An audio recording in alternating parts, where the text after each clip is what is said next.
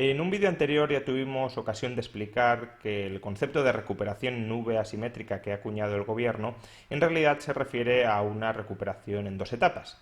La primera etapa, que se daría una vez se haya regresado a la normalidad económica, es decir, una vez hayan terminado la mayoría de las medidas de distanciamiento social, implicaría una etapa de reactivación. Aquel tejido empresarial que haya sobrevivido a la crisis podrá ponerse nuevamente en marcha y volver a generar riqueza.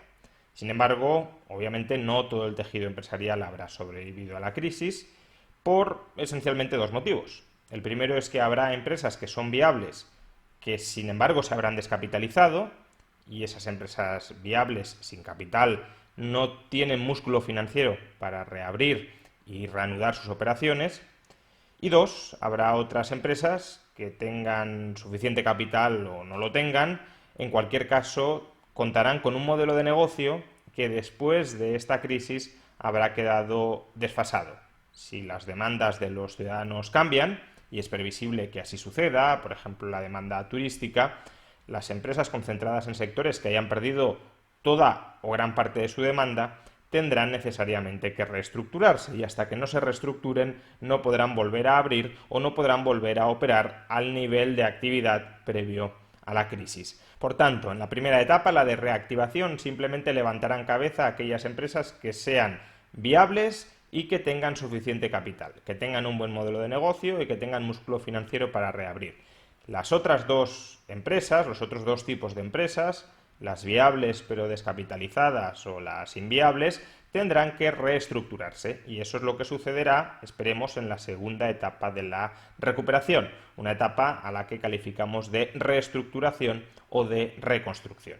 Para completar esta reestructuración o reconstrucción y por tanto para completar la recuperación y regresar a niveles de bienestar previos a la crisis se necesitan muchas condiciones económicas, muchas condiciones institucionales que permitan que el capital afluya a las empresas viables que lo necesitan y que el capital también afluya a crear nuevas empresas, nuevos sectores que reemplacen a los sectores caducos, a los sectores que hayan perdido su demanda después de esta crisis. Por tanto, se requieren muchas condiciones institucionales, sin embargo, hay una que es absolutamente crucial, y es que tenemos que movilizar enormes cantidades de ahorro. El ahorro es la materia prima de la inversión. Sin ahorro no puede haber inversión, y lo que estamos diciendo es que a partir de los próximos meses, una vez haya concluido el confinamiento domiciliario y otras medidas duras de distanciamiento social, esperemos que concluyan porque no haya nuevas olas de infección y de contagios, pero una vez hayamos pasado, hayamos superado esa fase, necesitaremos inversión para recapitalizar empresas viables y para reflotar, reestructurar, recrear, reinventar empresas no viables. Por consiguiente, necesitamos ahorro. El ahorro puede venir de dos sitios. Puede venir de dentro del país, ahorro interno. Ello supondría que familias, empresas nacionales o administraciones públicas reducen sus gastos y por tanto generan un volumen de ahorro que luego invierten internamente. Problema de esto, las familias van a estar muy dañadas, las empresas que sobrevivan apenas van a tener margen financiero para recapitalizarse a sí mismas y las administraciones públicas no es que no estarán ahorrando, es que estarán absorbiendo el ahorro interno de los ciudadanos para financiar sus gigantescos déficits públicos. Por tanto, internamente no cabe esperar un enorme volumen de ahorro que se traduzca en un enorme volumen de inversión que permita recapitalizar empresas viables y por tanto ponerlas de nuevo en funcionamiento o reconstruir el tejido empresarial que ha devenido inviable después de la crisis. Por consiguiente, un foco de esperanza podría ser el ahorro exterior, el ahorro extranjero. Si familias o empresas del exterior amasan suficiente volumen de ahorro como para invertirlo en nuestro país, como para efectuar inyecciones de capital en nuestro país que permitan que ese tejido empresarial que está paralizado porque no cuenta con músculo financiero o porque no es productivamente viable hasta que se reestructure, que permitan que ese tejido empresarial se vuelva a poner en funcionamiento, vuelva a generar riqueza, vuelva a generar empleo, pues evidentemente bienvenido todo ese capital extranjero que pueda darnos el empujón que sin duda necesitaremos para reactivar nuestra economía después de esta crisis. O dicho de otra forma, a los capitalistas extranjeros que quieran utilizar su ahorro para invertir en la economía española, habría que colocarles una alfombra roja.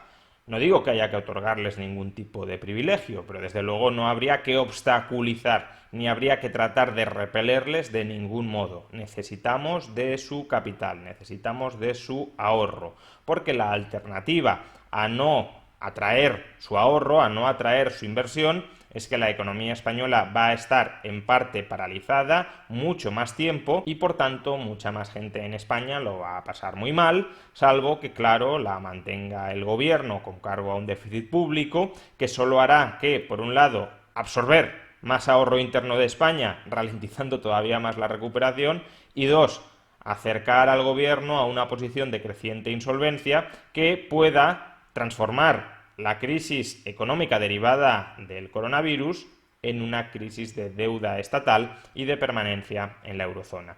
Por consiguiente, bienvenida sea la inversión extranjera, o al menos esto es lo que diría cualquier persona con dos dedos de frente. Problema, que no estamos gobernados por personas con dos dedos de frente, o al menos, si tienen dos dedos de frente, los utilizan del peor modo posible. ¿Por qué digo esto? Pues porque actualmente el gobierno de Pedro Sánchez, el gobierno de PSOE y de Podemos, está bloqueando la entrada de inversión extranjera en España. ¿Cómo está bloqueando la entrada de inversión extranjera en España? Bueno, el pasado 17 de marzo, en el Real Decreto 8/2020, de medidas urgentes extraordinarias para hacer frente al impacto económico y social del COVID-19, el gobierno introdujo una modificación del artículo 7 de la Ley 19/2003 de 4 de julio sobre régimen jurídico de los movimientos de capitales y de las transacciones económicas con el exterior y sobre determinadas medidas de prevención de blanqueo de capitales. En esencia, la Ley 19/2003 lo que hacía era liberalizar las transacciones económicas y financieras de España con el resto del mundo. Lo que permitía esta ley es que cualquier inversor extranjero, con muy pocas restricciones, pudiese invertir en España sin ningún tipo de autorización o de control gubernamental. El gobierno de Pedro Sánchez, como ahora vamos a ver, instrumentalizó el estado de alarma para cargarse el aspecto liberalizador fundamental de la Ley 19/2003. Actualmente, y bajo la nueva normativa que ha aprobado Sánchez al calor del estado de alarma, no existe libertad de movimiento de capitales desde el extranjero hacia España. En particular, el gobierno ha introducido un artículo 7 bis en la Ley 19/2003 por la cual suspende la libertad de entrada de capitales en España bajo tres supuestos, bajo tres condiciones. Primero, que los capitales entren desde fuera de la Unión Europea. De momento, claro, porque no tenemos ya competencias para ello, el gobierno no ha suspendido la entrada de capitales desde países comunitarios, pero sí desde países extracomunitarios. Y eso incluye también entrada de capitales a través de vehículos con sede en países comunitarios cuyo control efectivo se ejerza desde fuera de la Unión Europea. Imaginemos un fondo de inversión que tiene sede en Bruselas, pero cuyo accionista principal es un extranjero extracomunitario. En tal caso, el gobierno también limita esa entrada de capitales. Por tanto, primera condición, que el titular de la inversión que quiere efectuarse en España sea extracomunitario. Segundo, que esa inversión suponga tomar el control de más del 10% del capital social de una empresa española o, alternativamente, ejercer un control efectivo sobre la misma. Es decir, aunque suponga un 5% del capital social de la empresa, si con ese 5% consigue controlar efectivamente la compañía, el gobierno también restringe la libertad de entrada de ese capital en España. Y tercera condición, que las empresas españolas receptoras del capital extranjero estén en una serie de sectores considerados críticos o estratégicos. En particular, el gobierno cita infraestructuras críticas, ya sean físicas o virtuales, incluidas las infraestructuras de energía, transporte, agua, sanidad, comunicaciones, medios de comunicación, tratamiento o almacenamiento de datos, aeroespacial, de defensa, electoral o financiera y las instalaciones sensibles, así como terrenos y bienes inmuebles que sean claves para el uso de dichas infraestructuras. También algunas tecnologías críticas y productos de doble uso como inteligencia artificial, robótica, semiconductores, ciberseguridad, tecnologías aeroespaciales de defensa, de almacenamiento de energía, cuántica y nuclear, así como nanotecnologías y biotecnologías. Igualmente, suministro de insumos fundamentales, en particular energía, es decir, que en el sector eléctrico español no puede entrar nadie extranjero sin que lo autorice el gobierno. También hidrocarburos o materias primas y seguridad alimentaria. Tampoco, por tanto, puede entrar o podría entrar en el ámbito de la distribución alimentaria ningún inversor extranjero sin que lo autorice el gobierno. Sectores con acceso a información sensible, en particular a datos personales o con capacidad de control de dicha información, y también medios de comunicación. Fijémonos que se trata de una lista lo suficiente amplia y genérica, que además el gobierno en un artículo posterior termina incluso incrementando, porque dice que cualquier otro sector que sea considerado posteriormente como importante, como crítico, como esencial, también cae bajo el ámbito de este decreto, pero fijémonos que solo con esta lista ya prácticamente abarcamos todos o casi todos los sectores de la economía, porque en particular sectores que tengan acceso a información sensible, a datos por ejemplo de sus empleados, lo son prácticamente todos. Con lo cual, el gobierno con estas tres condiciones, que el capital venga de fuera de la Unión Europea, que tome un control efectivo en una empresa, en una sociedad española, y que esa sociedad forme parte de alguno de estos sectores o de algunos otros que el gobierno podría especificar más tarde, con estas tres condiciones lo que hace el gobierno es tener un control arbitrario absoluto sobre qué inversor entra o qué inversor no entra, extracomunitario, claro, en España. Por tanto, aunque haya inversores extranjeros interesados en invertir en España para reflotar el tejido empresarial español, y por tanto para acelerar la recuperación una vez hayamos superado la crisis sanitaria, si el gobierno no quiere autorizarles a entrar, no pueden entrar. Esto no solo es peligroso desde un punto de vista económico, también es peligroso desde el punto de vista de la misma libertad de expresión. Hemos visto que uno de los sectores considerados estratégicos, críticos, sobre los que el gobierno tiene que dar autorización para que un inversor extranjero pueda entrar en nuestro país son los medios de comunicación. Imaginemos que este gobierno solo autoriza la entrada de capital extranjero por parte de inversores que tengan una línea editorial afín a la ideología de este gobierno. Imaginemos, no sé, que Fox News quiere invertir en España, quiere comprar algún medio de comunicación español. El gobierno, según este decreto, le puede decir que no, que en absoluto. Ahora, si otra cadena, si otro grupo de comunicación más escorado a la izquierda quiere entrar, el gobierno, sin justificar de ningún modo su decisión, porque a uno le ha dicho que sí y porque al otro le ha dicho que no, puede autorizar esa transacción. Por tanto, ya no es solo que económicamente este régimen de restricción financiera sea una calamidad, es que además peligra nuestra misma libertad y en este caso la libertad de expresión y de prensa. Pero por volver al ámbito económico, todos aquellos inversores que no sean del agrado del gobierno saben ahora que no van a poder entrar a invertir en España y por consiguiente buscarán otros destinos internacionales a los que trasladar su capital. Y España se quedará vaciada de inversiones extracomunitarias en un momento, repito, en el que las necesita críticamente.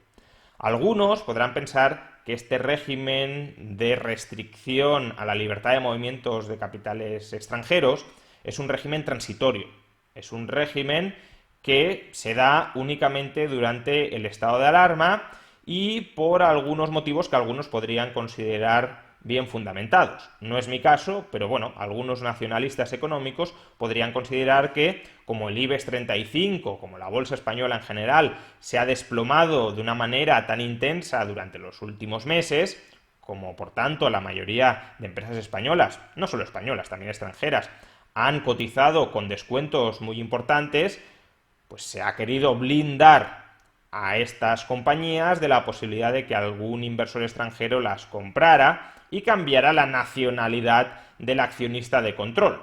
Como digo, este me parece un pésimo argumento, pero sería un argumento en todo caso limitado temporalmente a unas condiciones excepcionales y extraordinarias, de tal manera que una vez superada la crisis sanitaria, una vez concluido el estado de alarma, una vez concluido el confinamiento domiciliario, una vez concluidas las medidas de distanciamiento social, este régimen de excepción terminaría y por tanto volveríamos al sistema previo de libertad de movimiento de capitales entre países para así atraer toda la inversión extranjera que vamos a necesitar para relanzar nuestra economía.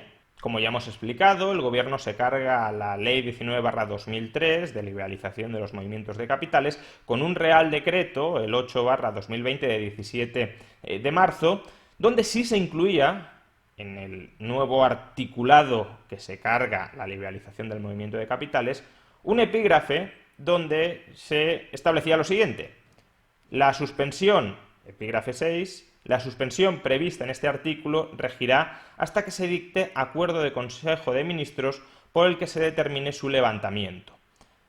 Aunque este epígrafe no especificaba cuándo iba a terminar este régimen transitorio de limitación de la libertad de movimientos de capitales desde el extranjero a España, en cierto modo sí dejaba claro que era un régimen excepcional que en algún momento, cuando el Consejo de Ministros así lo considerara oportuno, es decir, que seguían teniendo ellos todo el poder, pero en todo caso sí que instaba de alguna manera al Consejo de Ministros a que en un momento futuro pusiera fin a ese régimen transitorio.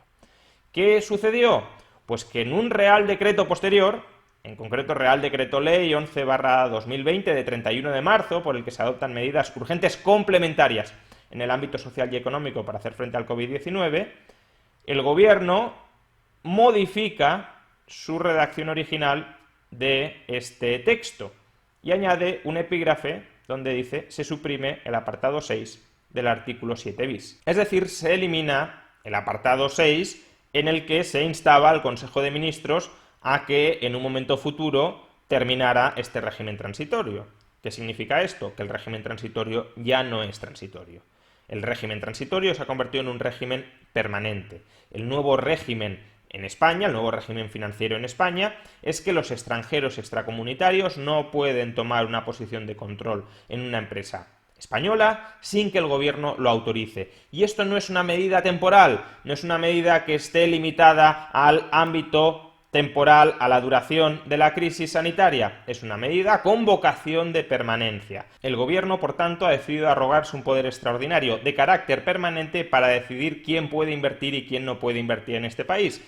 Y al margen del riesgo autoritario que esto supone, por ejemplo en el caso de los medios de comunicación, como ya hemos especificado, supone también una ruina económica, porque si los inversores extranjeros no pueden invertir en este país porque el gobierno no se lo autoriza, o no quieren invertir en nuestro país porque han de pasar por las horcas caudinas del gobierno, entonces nos vamos a encontrar con mucho menos capital del que necesitamos urgentemente para relanzar lo antes posible nuestra economía. Es urgente volver a liberalizar los flujos internacionales de capital. Es urgente que el ahorro extranjero pueda volver a entrar en España en condiciones de libertad. Y si bien es urgente, este gobierno no parece que vaya a querer ceder en ese punto. Estamos ante un perfecto ejemplo de cómo los estados utilizan las crisis para arrogarse prerrogativas extraordinarias. Estamos ante un perfecto ejemplo de cómo los políticos, los gobiernos, instrumentalizan las situaciones de pánico para ganar poder a costa de la sociedad. Y una vez han tomado ese poder, es muy complicado arrebatárselo, salvo que los responsables de tomar esas decisiones tan desnortadas, tan contraproducentes para nuestra economía, vean amenazada su permanencia en el poder. Salvo que elevemos el coste político de tomar este tipo de decisiones autoritarias, tiránicas y pauperizadoras, los políticos, como auténticos perros de caza, no soltarán a su presa.